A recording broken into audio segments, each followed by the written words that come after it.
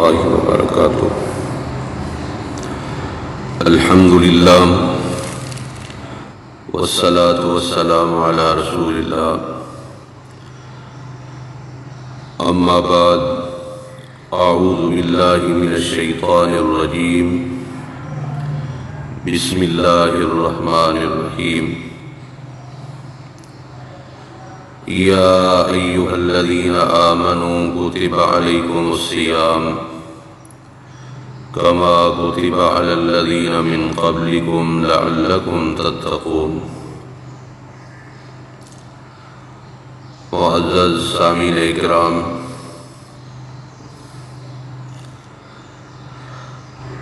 اللہ سبحانہ و تعالی نے قرآن کریم کی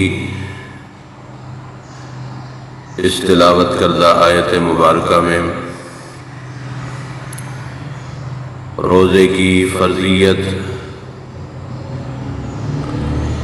ذکر کرتے ہوئے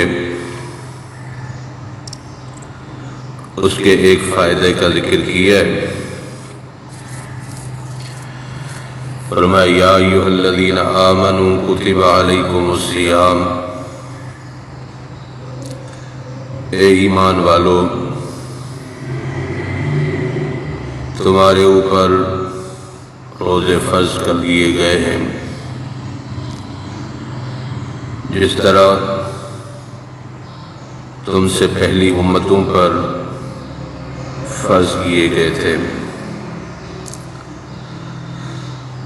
لعلکم تتقون، تاکہ تم پرہیزگار بنو.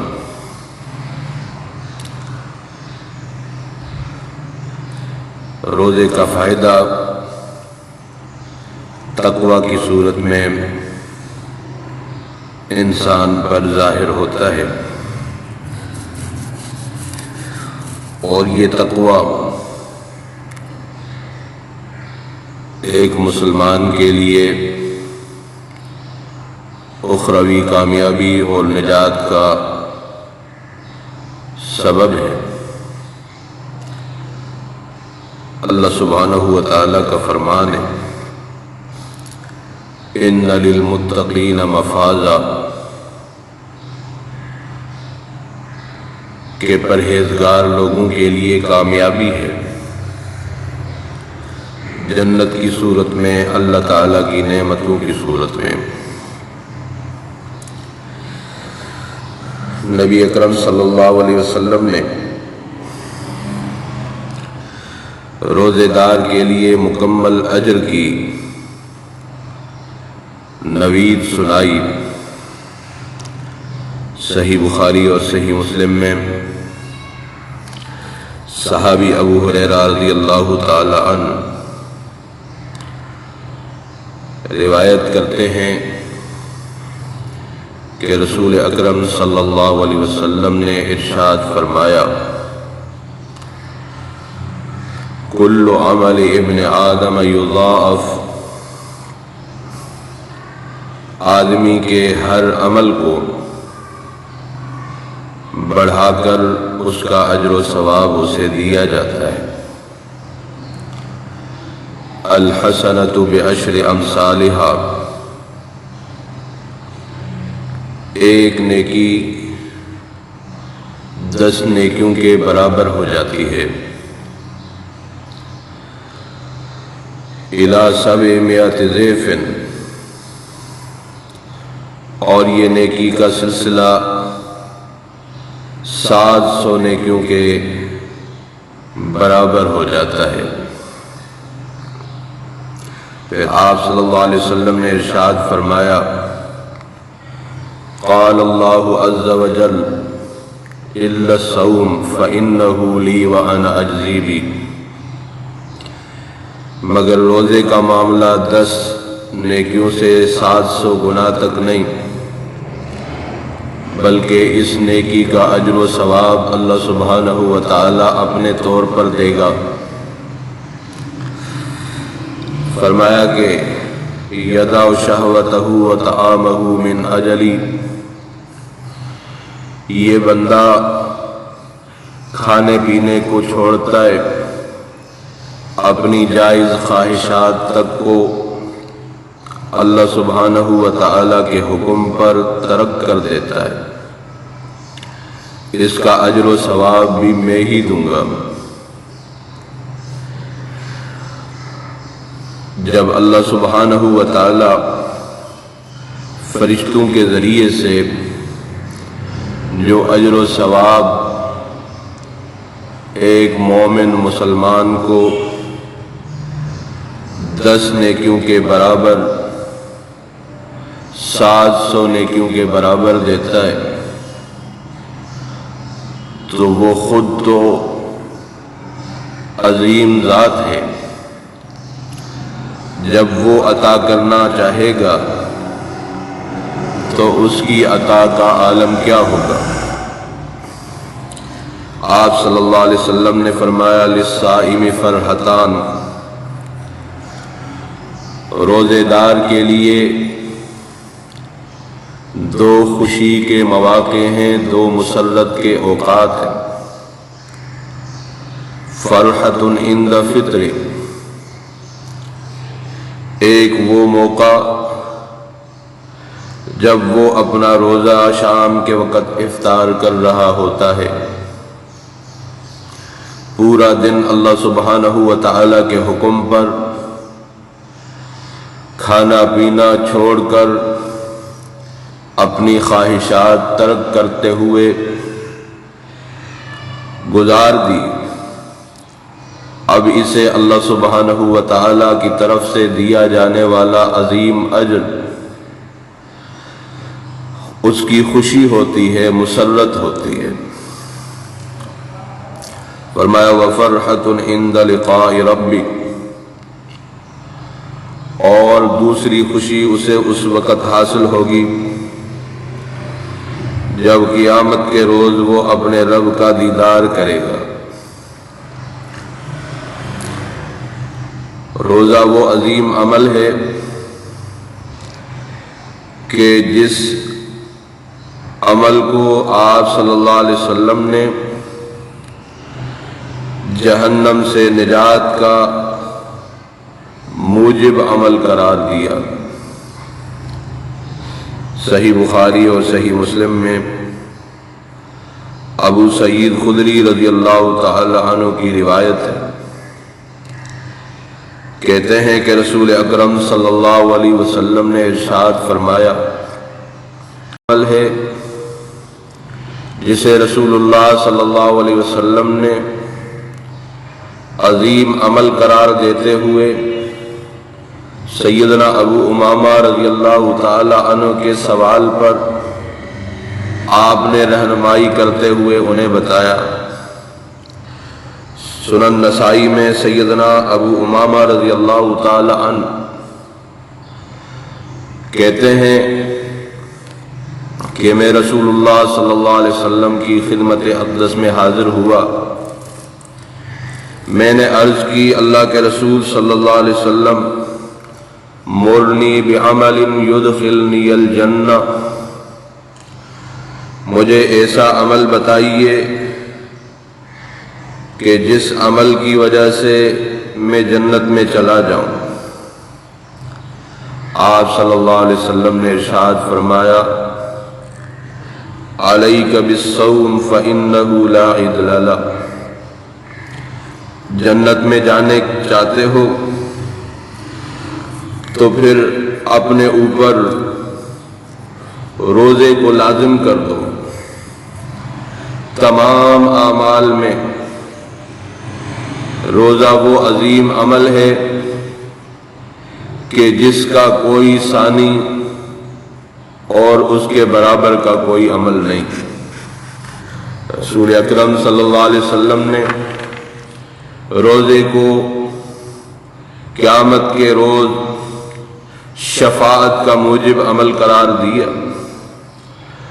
مسند احمد میں عبداللہ بن عمرو رضی اللہ تعالی عنہما کی روایت ہے، آپ صلی اللہ علیہ وسلم نے ارشاد فرمایا الصیام والقرآن یشفعان للعبد یوم القیامہ، کہ قیامت کے روز جب بندہ اللہ سبحانہ و تعالی کی بارگاہ میں حاضر ہوگا تو یہ دو اعمال روزے اور قرآن کریم کی تلاوت یہ اللہ سبحانہ و تعالی کی بارگاہ میں آ کر بندے کے حق میں شفاعت کریں گے۔ آپ نے فرمایا یقول الصیام، روزہ آئے گا، اللہ سبحانہ و تعالی کی بارگاہ میں عرض کرے گا ای رب منعتہ الطعام والشہوات، اے الہ العالمین تیری بارگاہ میں اس بندے کے بارے میں شفاعت کرنا چاہتا ہوں۔ یہ تیرا بندہ وہ بندہ ہے جس نے دنیا میں روزے کا اہتمام کیا، کھانے پینے کو ترک کیا، حتیٰ کہ اپنی جائز اور مباح خواہشات سے بھی دور رہا۔ یا اللہ اس بندے کے بارے میں میری شفاعت کو قبول فرما۔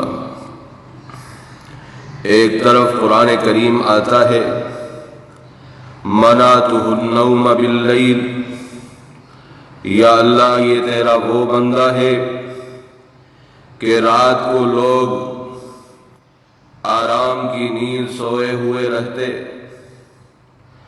اور یہ اپنی نیند کو ترک کرتے، میری تلاوت میں مصروف رہتا۔ یا اللہ میں قرآن تیرا عظیم کلام تیری بارگاہ میں اس بندے کے لیے سفارش بن کر آیا،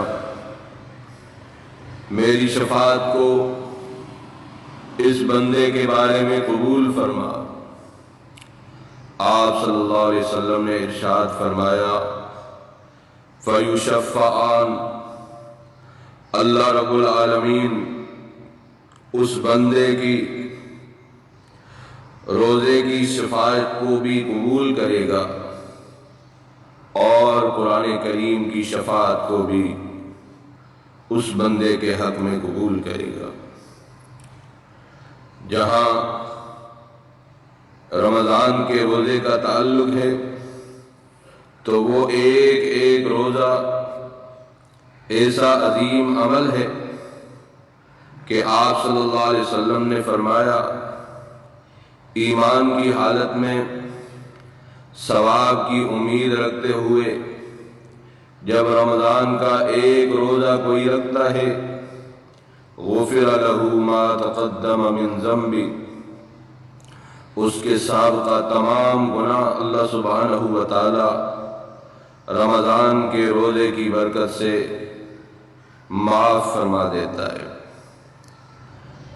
روزے کے فوائد اور ثمرات، وہ حدیث جو صحیح بخاری اور صحیح مسلم میں آپ صلی اللہ علیہ وسلم نے ارشاد فرمایا اذا جاء رمضان فتحت ابواب الجنہ،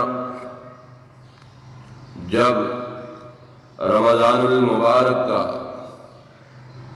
مہینہ شروع ہوتا ہے جنت کے سارے دروازے کھول دیے جاتے ہیں، وغلقت ابواب النار، اور جہنم کے دروازوں کو بند کر دیا جاتا ہے، وصفدت الشیاطین، اور شیاطین کو جگڑ دیا جاتا ہے، انہیں قید کر لیا جاتا ہے تاکہ اللہ سبحانہ و تعالی کی رحمتیں اور اللہ سبحانہ و تعالی کی مغفرتیں سمیٹنے کے لیے ایک مسلمان آگے بڑھ کر رمضان سے مستفید ہو سکے۔ نبی اکرم صلی اللہ علیہ وسلم کا صحیح بخاری اور صحیح مسلم میں فرمان ہے کہ روزے داروں کے لیے جنت میں جانے کے لیے ایک خاص دروازہ بنایا گیا، اس دروازے کا نام ریان ہے۔ آپ نے فرمایا یدخل منہ الصائمون یوم القیامہ، جب قیامت کے دن لوگ جنت میں جا رہے ہوں گے تو اللہ سبحانہ و تعالی نے روزے داروں کے لیے ایک خاص دروازہ بنا دیا ہے، اسی سے وہ جنت میں داخل ہوں گے۔ فرمایا لا يدخل منہ احد غیرہم، اس دروازے کو صرف اور صرف روزے داروں کے لیے بنایا گیا ہے، اس کے علاوہ دیگر جنتی اس دروازے سے داخل نہیں ہو سکیں گے۔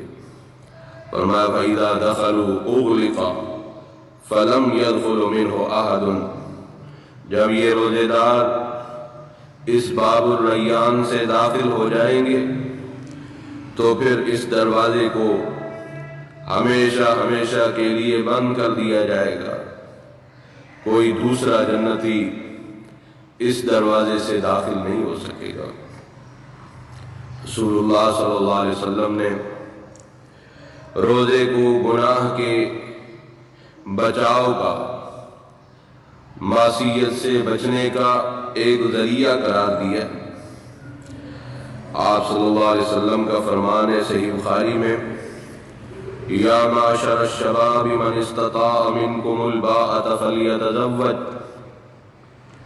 اے نوجوانوں کی جماعت، جسے طاقت ہو شادی کرنے کی، نکاح کرنے کی، تو اپنے آپ کو گناہ سے بچانے کے لیے وہ شادی کرے، نکاح کر لے۔ فَإِن لَّمْ يَسْتَطِعْ فَعَلَيْهِ بِالصَّوْمِ، اور جس کے پاس نکاح کے اخراجات اور شادی کی استطاعت نہ ہو، فَعَلَيْهِ بِالصَّوْمِ، وہ روزے کا اہتمام کرے۔ فَإِنَّهُ لَهُ وِجَاءٌ، یہ روزہ اس کے لیے ڈھال بن جائے گا، گناہ سے بچنے کا ذریعہ بن جائے گا۔ آپ نے اس روزے کو